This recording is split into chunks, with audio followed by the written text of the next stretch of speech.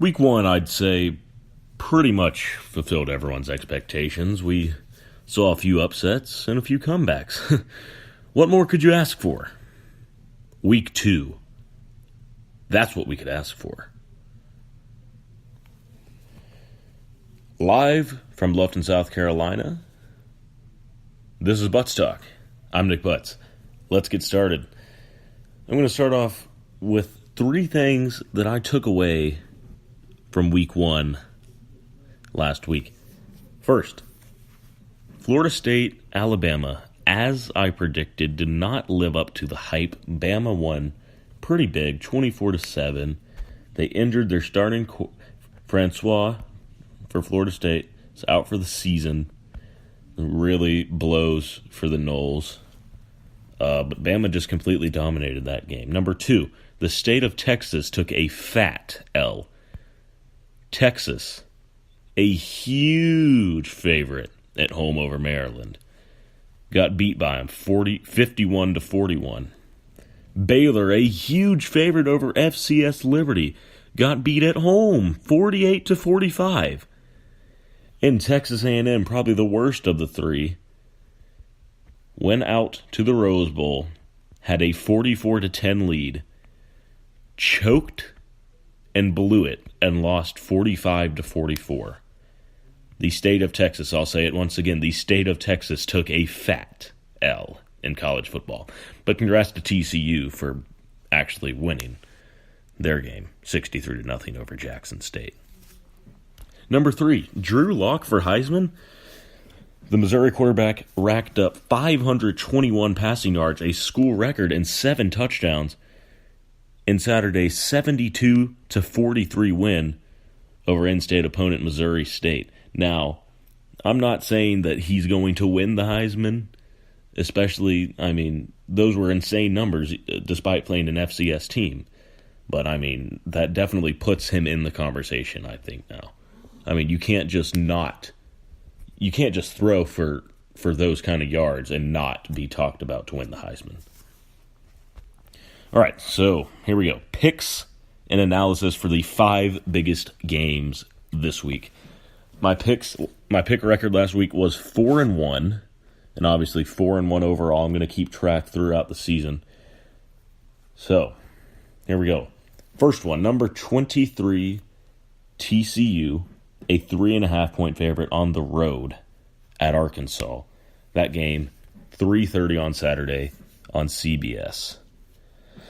I'd expect lots of passing and lots of points in this one, pretty much from both sides. Kenny Hill for the Frogs, I think he'll have a pretty good game. I can see him with about over 300 passing yards. I can see the Frogs really being productive on offense. The Hogs, I think they'll also play very well on offense. I'm really not looking for defensive power in this game. I think the Frogs are probably more powerful on offense. Honestly, I don't know too much about these two teams, but based on what I've read, I'm going to go ahead and say TCU gets the win on the road, and it'll probably be by more than 4 points what they're favored by.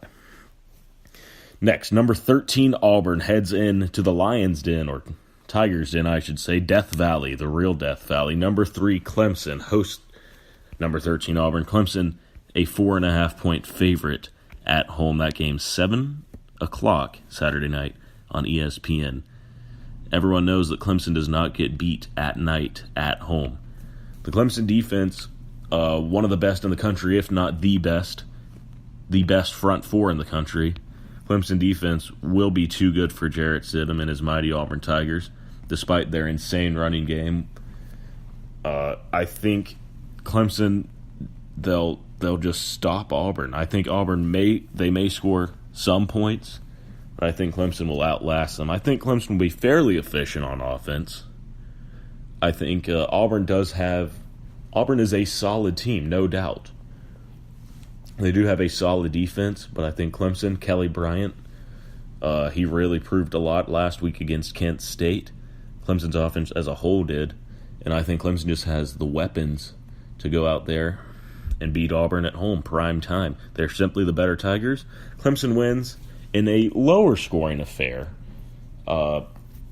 Neither of these teams will score a whole bunch of points this game, kind of like last year, but a little bit more of a point differential in the final score. Number 15 Georgia heads up to Notre Dame to take on the number 24 ranked Fighting Irish. Notre Dame a 4.5 favorite point at home. The game is 7:30 on NBC. Georgia, Jacob Eason, their big, skinny QB, was injured last week, and he's out indefinitely. So Jake Fromm, freshman QB, is getting the start this week. He's inexperienced, but he's still a good player. He played fairly well against App State after he got checked into the game.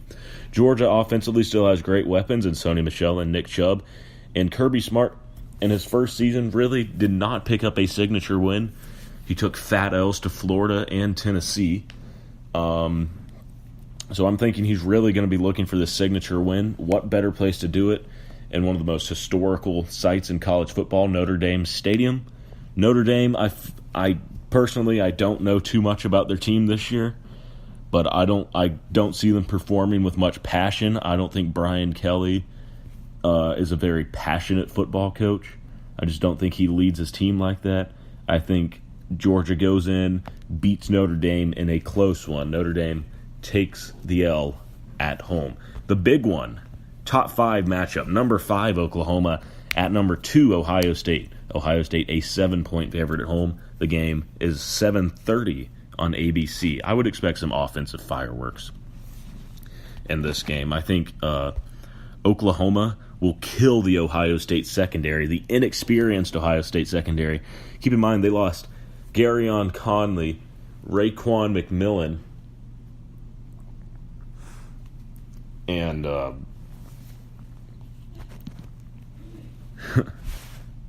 blanked out. And Malik Hooker, my mistake. I blanked out there for a second. But yeah, they lost those 3 to the NFL. Their secondary is very inexperienced. So I think Baker Mayfield will shred that secondary. OU will score a lot of points on Ohio State. However, on the other side of the ball for Ohio State, J.K. Dobbins, the true freshman running back, had a huge debut last week against IU. He will shred that Big 12 defense. So expect lots of points on both sides of the ball. However, Ohio State really just does not lose at home. They will defend the shoe in a close one. But after this loss for Oklahoma, don't count them out of the playoff just yet. Number 14, Stanford at number 6, USC. USC, a 6.5 point favorite. I would say SC will continue its defensive struggles from last week that they experienced against Western Michigan. Stanford, for the Cardinal, Bryce Love, exceptional running back, had a great outing against Rice last week.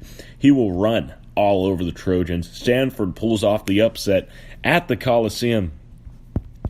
And I don't think it'll be very close either. I think Stanford goes in there and they really prove to the nation and to the College Football Playoff Committee and all the voters out there that it's going to be very tough to beat the Cardinal this season. And I think that they're a serious playoff contender.